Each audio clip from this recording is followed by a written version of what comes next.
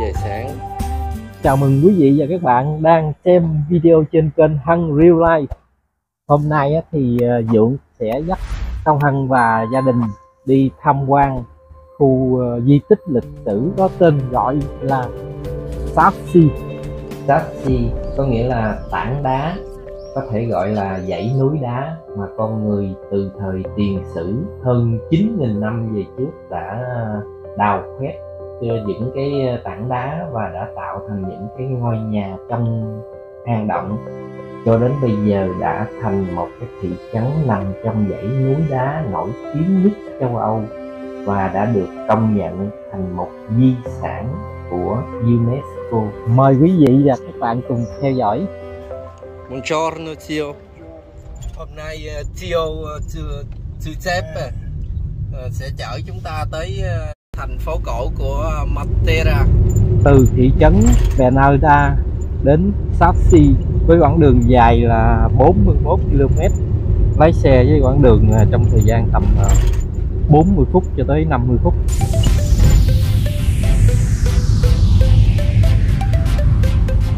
Vào mùa hè thì quý vị và các bạn nên đến đây vào buổi sáng sớm để nó giúp cho mình đỡ bị nóng bức, tại vì mùa hè ở đây nó nóng bức dữ lắm.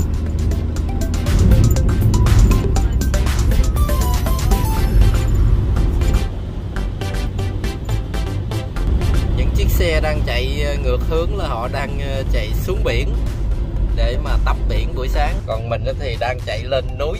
Hiện tại bây giờ là 7 giờ 30 sáng rồi, chúng ta sẽ đi lên tới trên đỉnh trên đó đó. Sau 40 phút thì chúng ta cũng đã tới khu di tích lịch sử.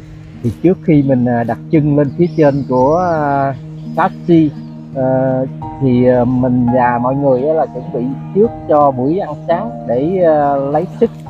Bây giờ mình vô quán ngồi uống nước buổi sáng cả nhà ơi. Nhìn bánh để ăn sáng ngon không cả nhà? Con Hân chọn cái này nè.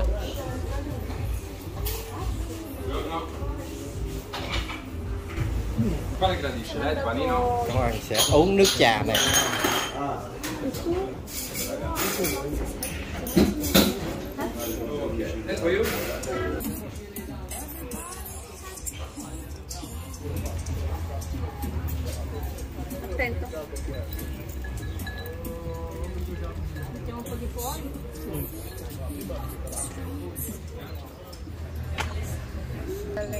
Cái ly của Ngô Công Hân hấp dẫn không? Có đủ thứ hết trơn nè, trái cây tùm lum hết.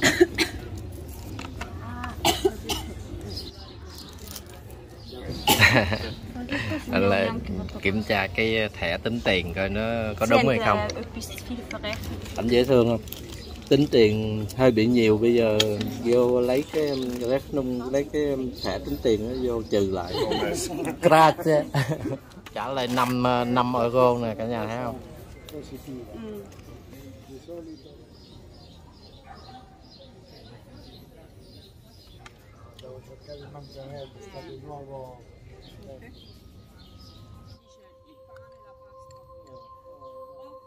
Thị trấn Saxi di Matera là hai quận Sasso Caveoso và Sasso Barisano của thành phố Matera và Basilicata của Ý.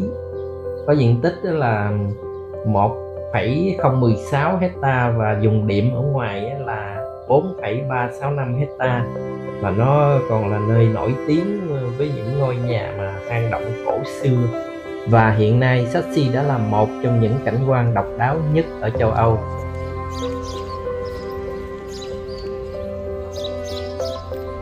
Ở phía trên Công Hân quay xuống đây là nguyên một cái khu di tích lịch sử mà ngày xưa họ đã xây dựng nên.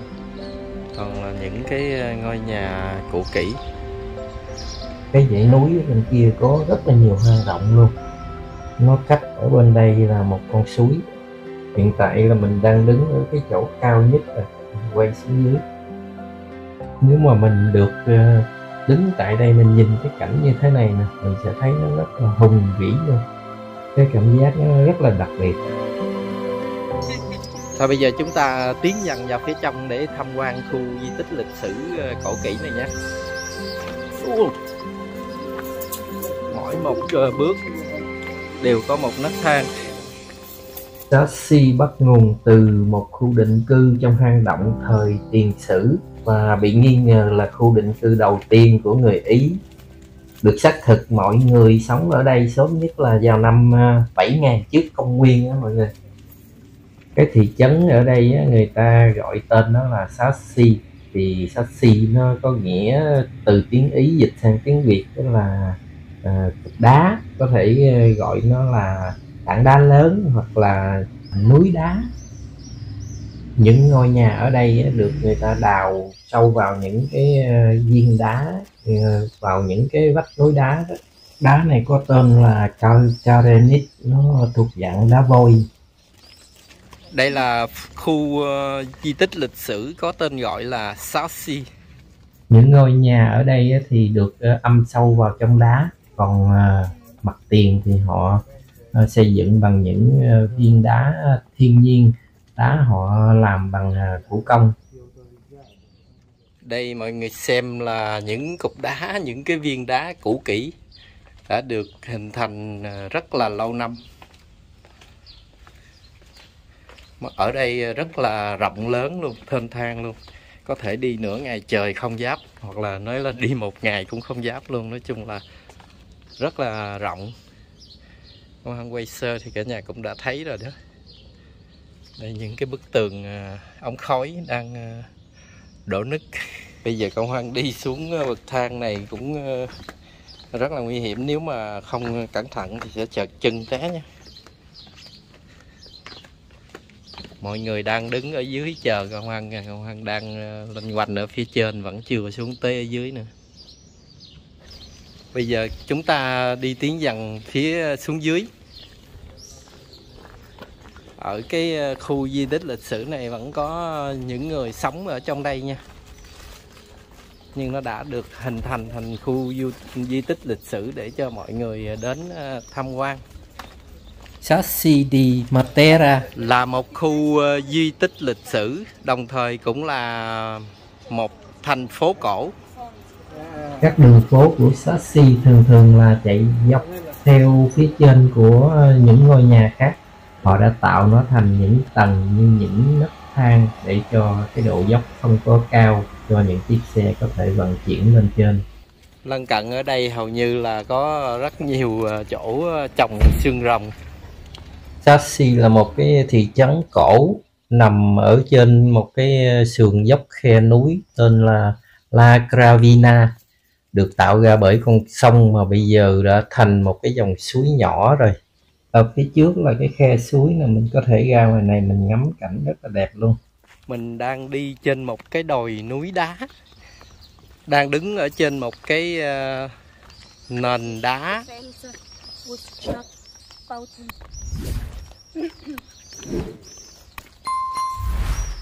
Ở đây có rất nhiều những con chim én đang bay lượn và kêu tiếng vang rền luôn.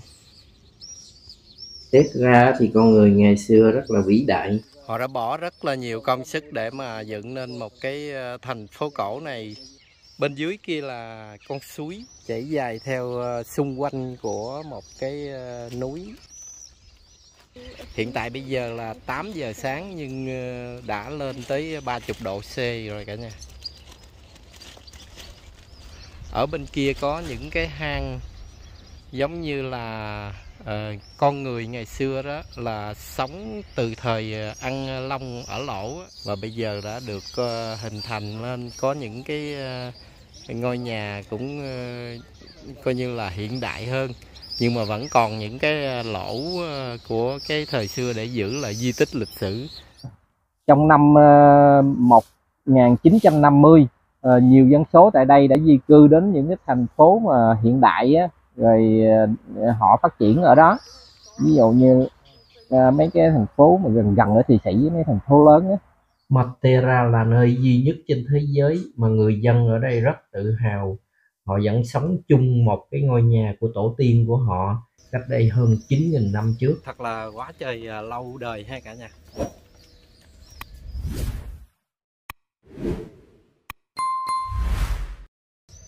Rất là khâm phục những người ngày xưa họ đã làm nên cái lịch sử này. Ở đây họ có trồng một cái cây lựu. Cây lựu đang ra trái rất là dễ thương luôn. Họ trồng trong chậu nhé. Chắc là chăm sóc cũng rất là kỹ. Ở vùng đồng bằng của Ý này họ trồng rất là nhiều cái farm vườn trái cây, vườn ô liu. Mà đa phần là ô liu, nhà nào cũng có một vườn ô liu nha cả nhà. Hầu như là nhà nào cũng có một vườn ô liu. Dượng của mình là người mặc áo đỏ này, là ông có 30 mấy gốc ô liu. Còn ông Dượng kia thì có tới 80 gốc rồi. Cuối năm 1980 ở đây được coi là một cái khu vực nghèo đói, vì nhiều ở trong số những ngôi nhà này không thể ở được đó mọi người, mặc dù nó vẫn còn tồn tại. Một vảy núi đá rộng lớn, thênh thang và không có sự phát triển, cho nên nơi đây nó gọi là khu vực nghèo đói. Do đó chính quyền địa phương đã hướng nơi đây theo hướng du lịch, và nó đã thúc đẩy sự tái sinh của xá xi với sự trợ giúp của Liên minh châu Âu, của chính phủ Ý và của tổ chức UNESCO. Từ sự thay đổi ấy, xá xi đã trở thành một di sản của thế giới UNESCO.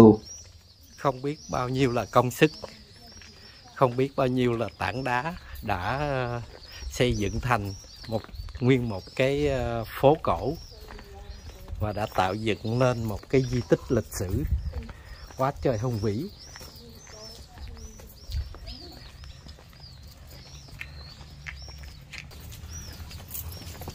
Sau một thời gian dài đi xung quanh đây tham quan thì cũng mệt mỏi rồi. Bây giờ chúng ta lên lại nhé. Ở đây leo núi lên xuống một hồi cũng muốn xỉu luôn cả nhà ơi. Nói chung là nó rộng lớn quá, không có thể nào tham quan hết được. Tại sao mình phải đi lên đi xuống như thế này là lý do là mỗi một cái tầng của chỗ mà thềm đá để mình đứng ngắm cảnh nó đều có một cái ngõ hướng khác nhau. Mình phải đi qua ngõ này qua ngõ kia để leo thang để ngắm cảnh. Cái vị trí ban đầu là mình lên cái điểm cao nhất của cái góc này, mình quay cảnh ngắm cảnh xung quanh, ngắm từ trên xuống. Nhìn cái bông đơn giản mà đẹp ha cả nhà. Những viên đá lâu đời đã được xây thành một cái bức tường nho nhỏ, quá cổ kỹ luôn. Ở Ý này thì cái đạo coi như là Catholic rất là nhiều. Đi một đoạn thì sẽ có một cái miếu nhỏ như gì nè. Bà xã đang xem cái sơ đồ để tìm cái chỗ đi tham quan. Ánh mặt trời cũng đã lên cao rồi. Bây giờ đi một hồi cũng chảy mỡ rồi. Lên một nấc thang giống như là lên một tầng lầu vậy đó mọi người. Là ở trên này sẽ có nhiều cái nhộn nhịp hơn. Sau một thời gian dài tham quan mệt mỏi, bây giờ chúng ta sẽ trở về vị trí cũ lại. Ở đây có rất nhiều cái đền thờ thật cao lớn, họ xây bằng đá calcarenite. Họ xây theo kiến trúc xưa, nhìn rất là đẹp. Bây giờ thì mình đi vô phố, ở trong đây sẽ nhộn nhịp hơn ở phía trên hồi nãy mình đi. Hồi nãy là mình đi phía dưới chứ không phải phía trên, tại vì cái đường phố ở đây là nó nằm phía trên. Chú chó dễ thương không nè.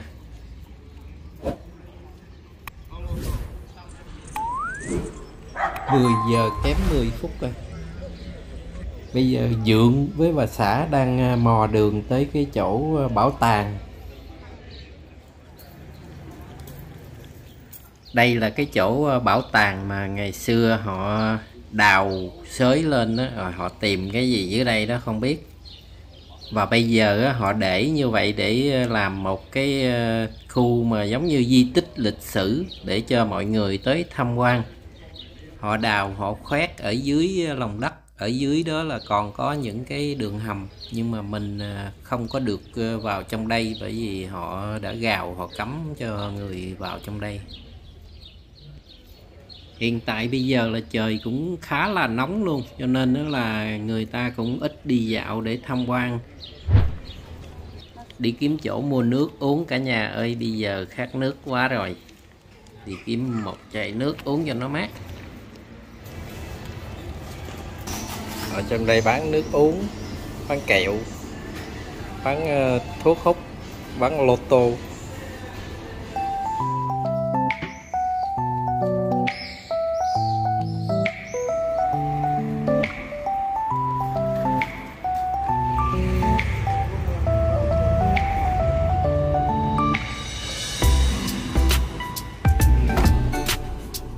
Bây giờ mình lái về cả nhà ơi, mình lái về Bernalda, tham quan ngọn đồi thị trấn Bernalda.